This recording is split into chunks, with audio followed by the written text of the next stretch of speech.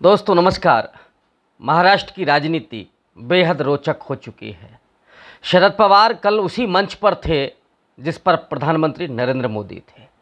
महाराष्ट्र में बाल गंगाधर तिलक सम्मान से नवाजे गए प्रधानमंत्री, और उसमें चीफ गेस्ट थे प्रधानमंत्री नरेंद्र मोदी।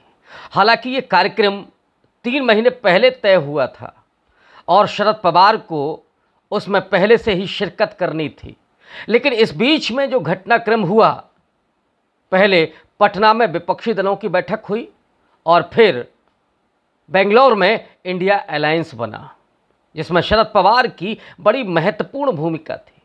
और आने वाले दिनों में मुंबई में इंडिया अलायंस की बैठक होनी है, और उसके ठीक पहले शरद पवार का यूं मंच पर जाना, और जाना ही नहीं, नरेंद्र मोदी की खुलकर तारीफ भी करना। क्या राज है इस तारीफ का, और क्या राजनीति है महाराष्ट्र की, और इस राजनीति का पूरे भारत की राजनीति पर क्या प्रभाव पड़ेगा, इंडिया अलायंस पर क्या प्रभाव पड़ेगा। कुछ लोग तो यहाँ तक कयास लगाए जा रहे हैं कि शरद पवार कहीं एनडीए के साथ न चले जाएं। लेकिन दोस्तों, जैसा मैं पहले भी कह चुका हूं कि शरद पवार भारत की राजनीति में बहुत अनूठे किस्म के व्यक्ति हैं। उन्होंने दोस्त ज़्यादा बनाए हैं, दुश्मन बहुत कम। जिससे भी मिलते हैं वो हमेशा एक गुंजाइश के साथ मिलते हैं, और जिससे दुश्मनी करते हैं यानी बहुत हल्की सी, उसके साथ भी गुंजाइश रखते हैं। यही कारण है कि वे मंच पर नरेंद्र मोदी के साथ होते हुए भी इंडिया अलायंस में हैं। हालांकि सामना जो शिवसेना का अपना मुखपत्र है, उसमें इस बात को लेकर के एक नाराज़गी जाहिर की गई है। उसमें कहा गया है कि शरद पवार को ऐसे किसी मंच पर नहीं जाना चाहिए, क्योंकि इससे मैसेजिंग गलत जाती है, भ्रम पैदा होता है इंडिया अलायंस को लेकर के। लेकिन दोस्तों, याद कीजिए कि नरेंद्र मोदी शरद पवार को अपना राजनीतिक गुरु भी कह चुके हैं। उनके जन्मदिन पर मोदी ने कहा था कि मैं शरद पवार की उंगली पकड़ करके राजनीति सीखा हूं। हालांकि ये राजनीति में बहुत अच्छा संकेत है। अगर इस तरह का व्यवहार सारे राजनीतिक दलों के साथ हो, आपस में हो, तो इससे देश का लोकतंत्र मजबूत होता है। क्योंकि जो पक्ष और विपक्ष है वो दुश्मन नहीं होता है, वो दोनों ही मिलकर के देश के नागरिकों के लिए काम करते हैं। और ये उत्तरदायित्व है विपक्ष का कि वो सत्ता की गलत नीतियों की आलोचना करें, लेकिन ये गुंजाइश भी रखे कि मिलें भी। और ये अगर चीज़ हो रही है तो इसे किसी भी तरीके से गलत नहीं कहा जा सकता। लेकिन दूसरी तरफ ये भी संकेत है कि कहीं कुछ खिचड़ी तो नहीं पक रही है, क्योंकि शरद पवार राजनीति के चाणक्य भी माने जाते हैं, और वे किस करवट बैठेंगे, वो कौन सी गोटी चलेंगे, शतरंज की कौन सी बिसात बिछाएंगे, इसके बारे में भी कोई नहीं जानता। वो गुगली भी करते हैं और कई बार बाउंसर भी फेंकते हैं। गुगली अभी देखी गई थी 2019 में, जब अजीत पवार को उन्होंने भेजा, डिप्टी सीएम वो बने, 80 घंटे में वापस भी हुए, लेकिन उनकी सारी फाइलें जो भ्रष्टाचार की थी वो गायब हो गई, यानी आरोपों से मुक्त हो गए। आज उस मंच पर यह भी देखा गया कि शरद पवार ने नरेंद्र मोदी के सिर पर हाथ फेरा, और मोदी का हाथ वही अजीत पवार के सिर पर था। बड़ा मज़ेदार दृश्य था। वो चाचा भतीजे जिन्होंने कुछ समय पहले ही एक दूसरे पर आरोप लगाए थे, अजीत पवार ने तो बसंत दादा पाटिल की याद दिलाई कि जब उनको हटा करके खुद शरद पवार मुख्यमंत्री बने थे महाराष्ट्र के, तो वो एक परिवर्तन था। और अजीत पवार उस एक दूसरी पीढ़ी के परिवर्तन की बात कर रहे हैं कि उन्होंने अगर ये बदलाव किया है, अगर वो एनसीपी के कुछ विधायकों को लेकर के डिप्टी सीएम हुए हैं तो उन्होंने कुछ गलत नहीं किया। संकेतों में तो वो ऐसी भी बातें कह गए जो जाहिर तौर पर चुभने वाली है कि शायद मैं उनके घर में पैदा नहीं हुआ। इशारा किया उन्होंने सुप्रिया सुले की तरफ।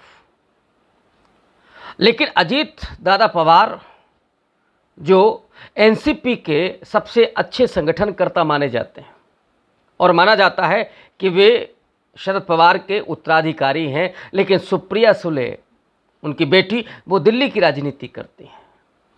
और ये भी कहा जाता है कि दोनों के बीच, माने सुप्रिया सुले और अजीत पवार के बीच कोई इस तरह का कन्फ्लिक्ट नहीं है, कोई दूरियां भी नहीं हैं।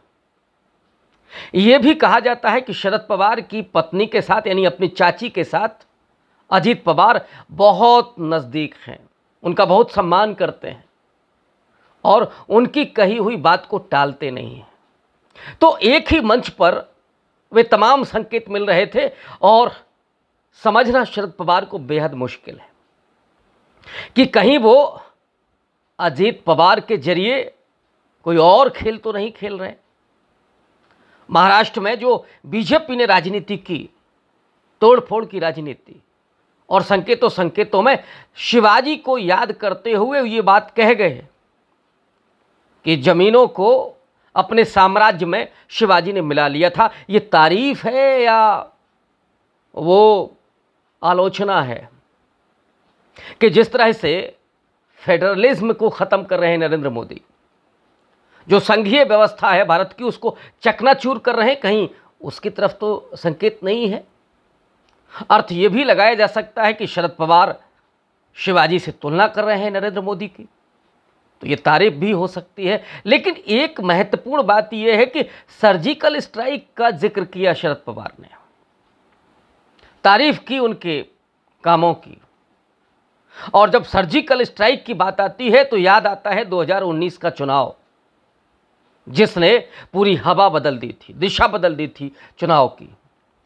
जितना बम्पर बहुमत मिला था नरेंद्र मोदी को, अगर ये घटना नहीं हुई होती तो शायद 303 सीटें तो भारतीय जनता पार्टी नहीं जीत रही थी। हो सकता है कि वो बहुमत के करीब होती, लेकिन इतना बम्पर जीत नहीं होती। उसका जिक्र करना, इसके क्या मायने हैं? कहीं शरद पवार दोनों तरफ तो नहीं खेल रहे हैं, और अगर दोनों तरफ खेल रहे हैं तो ये थोड़ा मुश्किल में भी डाल सकता है इंडिया अलायंस को, क्योंकि ज़रूरत इस बात की है कि लोगों को भरोसा होना चाहिए इस इंडिया अलायंस पर। जिस तरह का भरोसा आज राहुल गांधी जनमानस में पैदा कर रहे हैं, उनके राष्ट्रीय अध्यक्ष मल्लिकार्जुन खड़गे अपने संवाद के जरिए, अपने वक्तव्यों के जरिए जो सीधे मुठभेड़ कर रहे हैं नरेंद्र मोदी के उस तानाशाही अंदाज के खिलाफ, वो भरोसा चाहिए। भरोसा वो भी चाहिए जो उद्धव ठाकरे महाराष्ट्र की राजनीति में दिखा रहे हैं। सीधे तौर पर वो लाइन खींची गई है कि आप इस तरफ हैं या इंडिया अलायंस की तरफ। इसलिए सामना ने उस बात को लिखा, आपको लाइन खींचनी होगी ममता बनर्जी की तरह। ममता बनर्जी पर कभी इस तरह के संदेह होते थे, लेकिन अब वो संदेह नहीं है। अभी संदेह के घेरे में अरविंद केजरीवाल हैं, अभी संदेह के घेरे में चंद्रशेखर राव हैं, हालांकि वो अभी इंडिया अलायंस के साथ नहीं है। चूँकि तेलंगाना में कांग्रेस और टीआरएस, जो आजकल बीआरएस हो गई है, उसके आमने सामने सीधे मुकाबला है। तो ये आगे चल करके इंडिया अलायंस में आ सकते हैं या वो एनडीए में जा सकते हैं, ये अलग मसला है। लेकिन शरद पवार जो इंडिया अलायंस के कद्दावर नेता हैं, पूरे भारत की राजनीति के विपक्ष की एक मजबूत आवाज़ है, बहुत अनुभवी नेता हैं, वो चाणक्य माने जाते हैं महाराष्ट्र की राजनीति के, मराठा क्षत्रप हैं, और वो अपील उनके पास है कि जिसके जरिए वो महाराष्ट्र की राजनीति को उलट सकते हैं, पलट सकते हैं। ये मादा शरद पवार में मौजूद है। और वो शरद पवार अगर नरेंद्र मोदी की तारीफ कर रहे हैं, सर्जिकल स्ट्राइक का जिक्र कर रहे हैं, तो उसकी मीनिंग क्या है, उसका पूरा इकोसिस्टम क्या है? कहीं इसका फायदा नरेंद्र मोदी तो नहीं उठाएंगे? और जाहिर तौर पर नरेंद्र मोदी वो राजनीतिज्ञ हैं जो इस तरह के संवादों का, इस तरह के रवायतों का और इस तरह के कार्यक्रमों का बेहद ब्रांडिंग के जरिए अपना पूरा इस्तेमाल करते हैं। और आज भी मंच पर जिन्होंने किया, बाल गंगाधर तिलक का जिक्र करते हुए, पहले वो मंदिर जाते हैं, माने वो जो उनकी मंदिर की पॉलिटिक्स है उसको वो नहीं भूले, नहीं उसको छोड़ा, फिर मंच पर आते हैं तो नमामि गंगे का जिक्र किया उन्होंने कि मैं पूरी धनराशि जो मिली है पुरस्कार में वो गंगा के लिए समर्पित करता हूँ, इस देश के 140 करोड़ लोगों के चरणों पर समर्पित करता हूँ इस पुरस्कार को। इसको आप कह सकते हैं कि ये भी एक तरीका है लोगों को प्रभावित करने का। जो नमामि गंगे शुरू की उसकी क्या दशा हुई है, गंगा पहले से साफ हुई है या और ज़्यादा उसके हालात खराब है, और ज़्यादा प्रदूषण हुआ है, ये किसी से छिपा नहीं है। अथाह घनघोर करप्शन उस नमामि गंगा परियोजना में। जो गंगा का बेटा कह करके आए थे वो नरेंद्र मोदी दोबारा गंगा में डुबकी मारने नहीं गए। एक बार गए तो पूरे तानाशाही अंदाज में, बादशाही अंदाज में, जहाँ पे करोड़ों लोग और करोड़ों रुपए खर्च करके वो स्नान के लिए स्थान बनाया गया, सैकड़ों कैमरे और एक्शन से भरपूर वो पूरा स्नान था मोदी जी का। तो ये जो पिक्चराइजेशन है मोदी जी का, वो उसका इस्तेमाल करते हैं अपनी राजनीति के लिए। ऐसे समारोहों का भी इस्तेमाल वो करते हैं। तो शरद पवार जो कर रहे हैं, कहीं उसका इस्तेमाल नरेंद्र मोदी तो नहीं करेंगे, लेकिन शरद पवार का इस्तेमाल करना इतना आसान नहीं है, ये मोदी जी भी जानते हैं और जो शरद पवार को समझते हैं वो भी जानते हैं।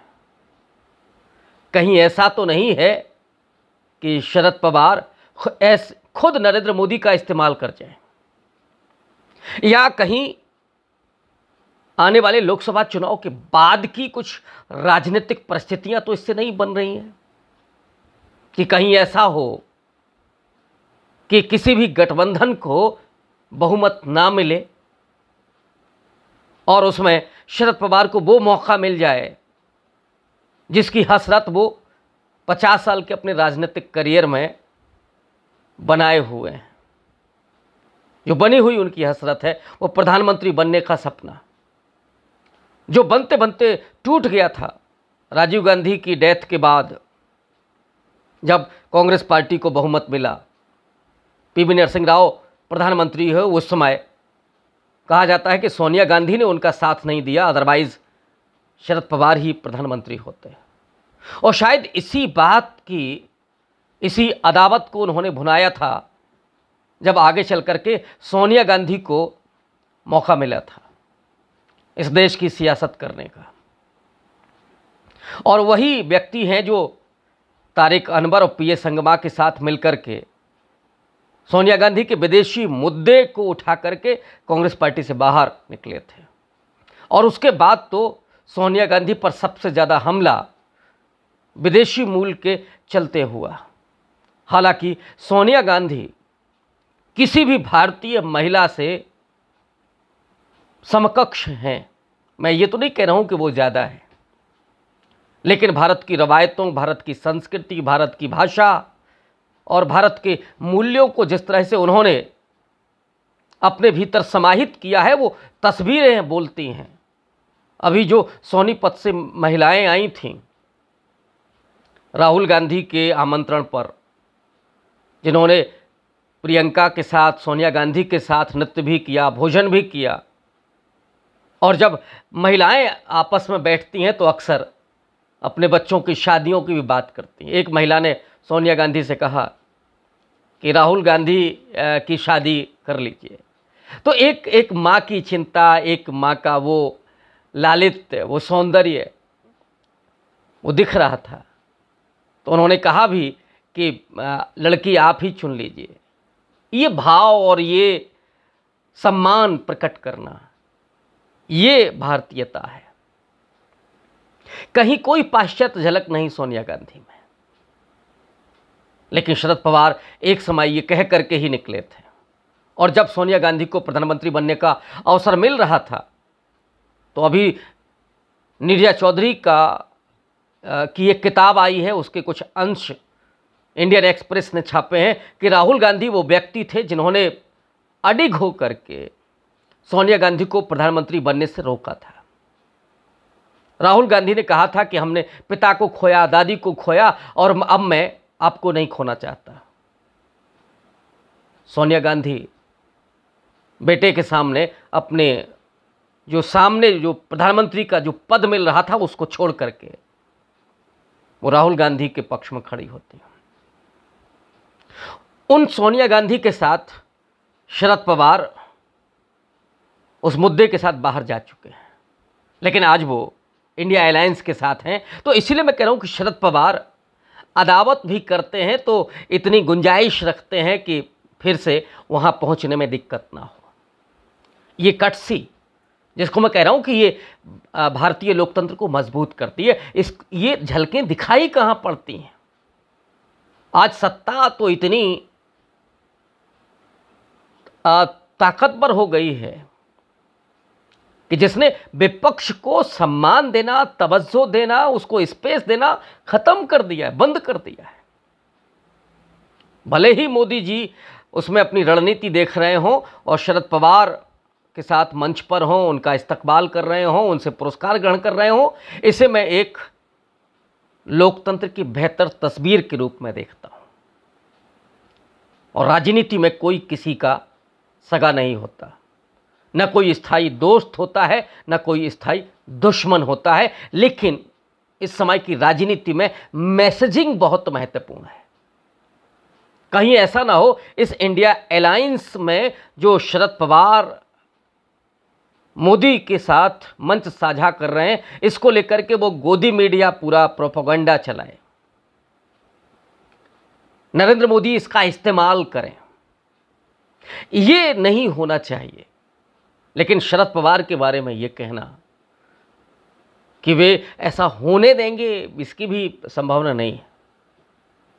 लेकिन कोई रणनीति तो हो सकती है, नजदीकियां बनी रहें और गुंजाइशें भी बनी रहें। ये शरद पवार से बेहतर भारत की राजनीति में बहुत कम लोग करने वाले हैं, या शरद पवार की तरह के बहुत कम लोग हैं जो इस तरह की राजनीति करते हैं। तो दोस्तों, जो तारीफ शरद पवार ने की है वो एक कटसी भी है और उसमें कुछ संकेत भी हैं। मोदी की तारीफ भी है तो कहीं थोड़ा सबक भी है, और बहुत बैलेंस करके रखा शरद पवार ने। उसके राजनीतिक मायने बहुत सारे लोग अलग अलग निकालेंगे, लेकिन मैं उसे एक लोकतंत्र की बेहतर तस्वीर के रूप में देखता हूं। तभी भारत की तकदीर भी बेहतर हो सकती है। लेकिन ऐसी गुंजाइश हम नरेंद्र मोदी में नहीं देखते, आरएसएस और बीजेपी की पूरी पॉलिटिक्स में नहीं देखते। वो ज़रूर इसका इस्तेमाल कर सकती है। आज के लिए बस इतना ही। बहुत शुक्रिया।